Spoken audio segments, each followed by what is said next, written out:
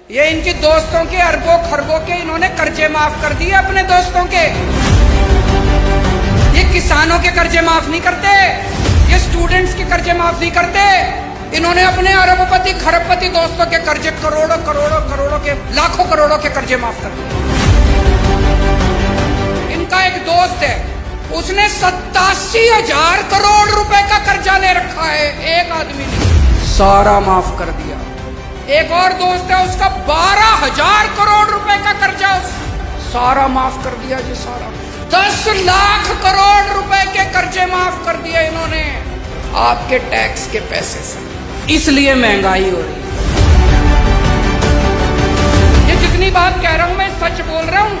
अगर मैं कुछ भी झूठ बोलूंगा ये केस कर देंगे कल मेरे ऊपर। पढ़ा लिखा आदमी हूं मैं, इनकम टैक्स का आदमी हूं, सब समझता हूं इनके चोरी चकारी सारी। आप एक रोटी खाते हो, एक रोटी पे 1 रुपए का जीएसटी लगता है। 1 कप दही के ऊपर 1 रुपया जीएसटी लगता है। आपने ये जितने कपड़े पहन रखे हैं इस पे टैक्स लगता है। आपका पंखा चलता है, पंखे पे टैक्स लगता है, बिजली पे टैक्स लगता है, दही पे टैक्स लगता है, शहद पे टैक्स लगता है, गेहूं पे टैक्स लगता है, चावल पे टैक्स लगता है। पिछले दिनों इन्होंने खाने पीने की सारी चीजों के ऊपर टैक्स लगा दिया। इतना टैक्स, इतना टैक्स। इस वजह से महंगाई हो रही है। बस सांस लेना ही बाकी है, चिंता ना करो, एक बारी और आ गए तो उस पे भी लग जाएगा टैक्स। कोई दूर दूर तक सरकारी काम दिखाई नहीं देता, तो ये अरबों खरबों रुपया जा कहाँ रहा है? ये जा रहा है इनके दोस्तों की जेब में।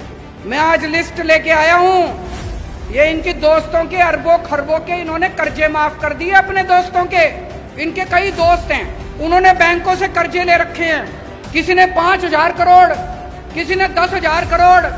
और जब कर्जे वापस करने की बात आई, बैंक आया उनके पास, तो उनकी नीयत खराब हो गई। वो इनके पास गए, बोले जी हमारे कर्जे माफ करा दो। ये किसानों के कर्जे माफ नहीं करते, ये स्टूडेंट्स के कर्जे माफ नहीं करते। इन्होंने अपने अरबपति खरबपति दोस्तों के कर्जे करोड़ों करोड़ों करोड़ों के लाखों करोड़ों के कर्जे माफ कर दिए। ये जितनी बात कह रहा हूं मैं सच बोल रहा हूं। अगर मैं कुछ भी झूठ बोलूंगा ये केस कर देंगे कल मेरे ऊपर। पढ़ा लिखा आदमी हूं मैं, इनकम टैक्स का आदमी हूं, सब समझता हूं इनके चोरी चकारी सारी।